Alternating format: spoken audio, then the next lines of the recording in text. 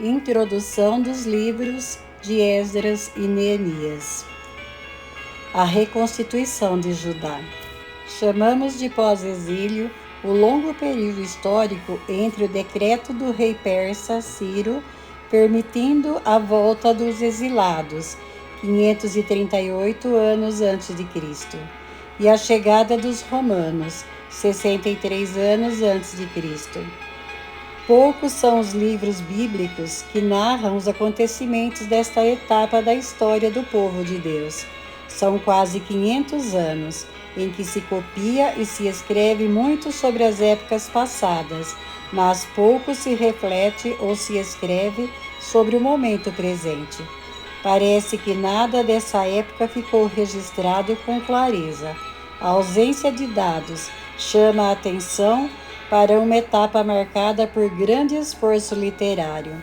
No pós-exílio acontece, por exemplo, a redação definitiva do Pentateuco e a obra deuteronomista, bem como o desenvolvimento da literatura sapiencial. Porque foi tão difícil registrar a história da pequena província persa de Judá. Essa lacuna de informações torna fundamental a leitura do livro de Esdras e Neemias. Afinal, é a única fonte que temos sobre esse período bíblico. Originalmente, os dois livros surgiram como um só, para descrever em narrativa bastante tendenciosa a reconstrução de Judá durante o período da dominação dos persas, 539 a 331 a.C., ainda que redigido por quase todo a partir de um relatório do governador Neemias. O livro reúne também informações provenientes de relatório do governador Neemias. O livro reúne também informações provenientes de relatórios oficiais, arquivos governamentais, além das crônicas sacerdotais preservadas no Templo de Jerusalém. Assim, fornece valiosas informações sobre o povo de Judá. Num momento singular, desde o decreto de Ciro até a conquista de Alexandre Magno. Judá é uma pequena província que pertence ao maior império até então construído no antigo Oriente Médio. O livro fala também da situação das comunidades judaicas no exílio, tanto em Babilônia como em Susa. Esdras e Neemias têm como fio condutor a missão dos grandes agentes da reconstrução de Judá. Começa com a missão do governador Zorobabel e do sumo sacerdote Josué. Passa pela missão do sacerdote de escribas Esdras e chega à missão do governador Neemias. Dentro desse esquema literário, percebe-se que o livro foi escrito na visão de Golá, o grupo de exilados que retorna à sua antiga pátria, iniciando o projeto da reconstrução. A narrativa dá a impressão de que todo o povo de Israel tinha ido para a Babilônia. Dessa forma, outro tema importante é a relação entre os retornados e o grande número de remanescentes que não tinham ido para o exílio. Os retornados vindos da Babilônia ou da Pérsia buscavam reconstruir Judá a partir do modelo existente na época dos antigos reis. Os que ficaram, o chamado povo da terra, buscavam manter sua religião, suas estruturas governamentais e, principalmente, as terras que adquiriram com o exílio da antiga elite. Problemas cronológicos. Sempre houve intensa discussão sobre a cronologia de Esdras e Neemias. A narrativa mostra que os dois personagens principais, o escriba Esdras e o governador Neemias, trabalharam juntos em Judá.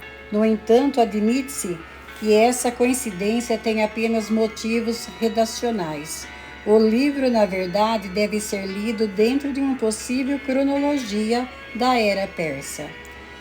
Exílio da Casa Real dos Sacerdotes Judá mantém as estruturas políticas com um rei vassalo, Sedecias. 586. Exílio da elite e dos artesãos de extração de Jerusalém. O governo local é transferido para o santuário Masfa Godolias. É nomeado governador da província babilônica de Judá. 582. Assassinato de Godolias por gente da casa de Davi. Fuga de Jeremias para o Egito. 561. O novo rei babilônico Evil-Merodach anistia o rei Joaquim. Última informação da obra histórica deuteronomista. 539. O rei persa Ciro toma Babilônia. 538. Decreto de Ciro permite a volta dos exilados da Babilônia para Judá. 537. Sassabassar comanda o primeiro grupo que volta para Judá. 536. Recomeço da reconstrução do templo em Jerusalém. As resistências internas e externas para a obra. 520. Novo grupo de exilados retoma, sob o comando de Zorobabel, a atuação dos profetas Ageu e Zacarias. O sumo sacerdote Josué retoma a construção do templo. 518. As obras da reconstrução param novamente. Decreto de Dario autoriza a reconstrução. 517. Festa da dedicação do templo. 445. Neemias é nomeado governador de Judá. Começa a reconstrução das muralhas de Jerusalém, que volta a ser a capital de Judá. Os retornados vencem a disputa interna contra o povo da terra. 433. Fim do primeiro governo de Neemias. 430.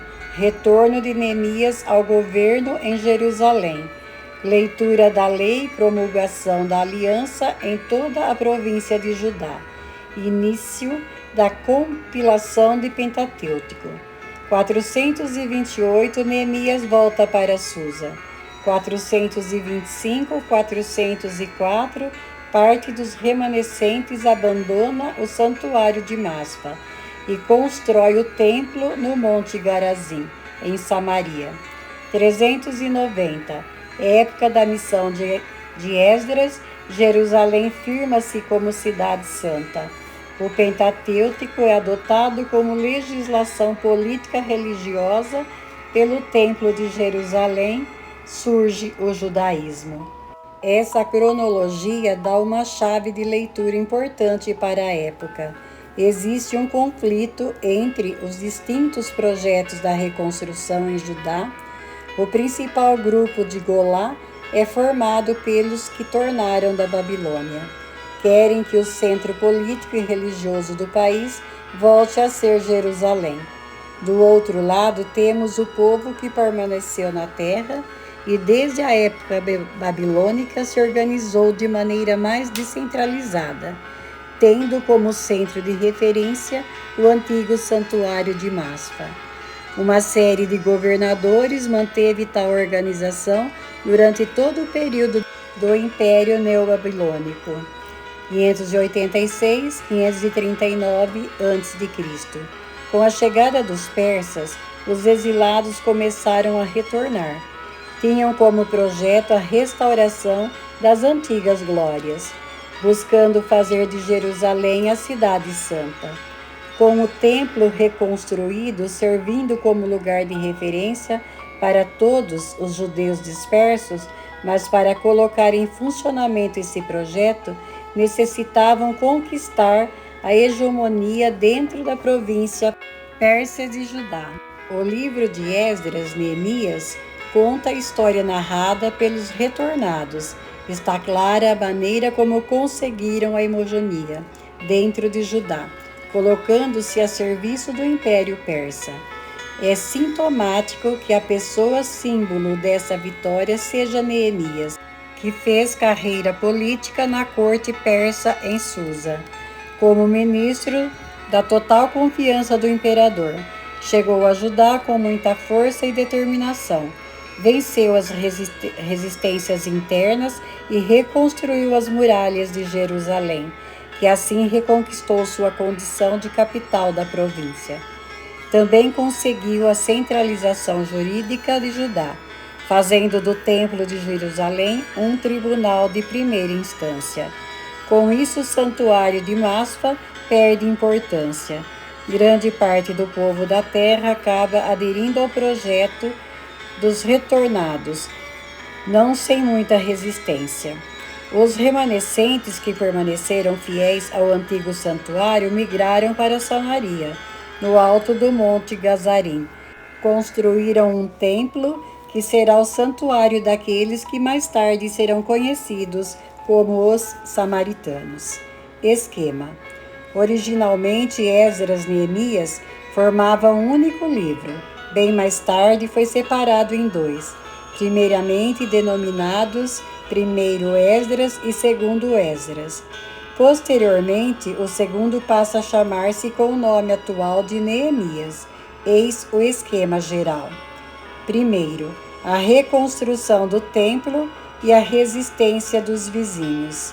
Segundo, o compromisso dos retornos e a aliança.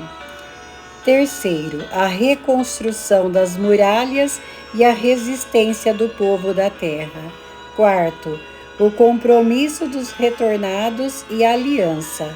Quinto, término de toda a reconstrução, Jerusalém volta a ser capital. Sexto, a imposição da aliança de todos os habitantes de Judá. Percebem-se na redação dos três relatos distintos: primeiro, missão de Zorobabel; segundo, missão de Esdras; terceiro, missão de Neemias. Palavra da salvação, glória a vós, Senhor.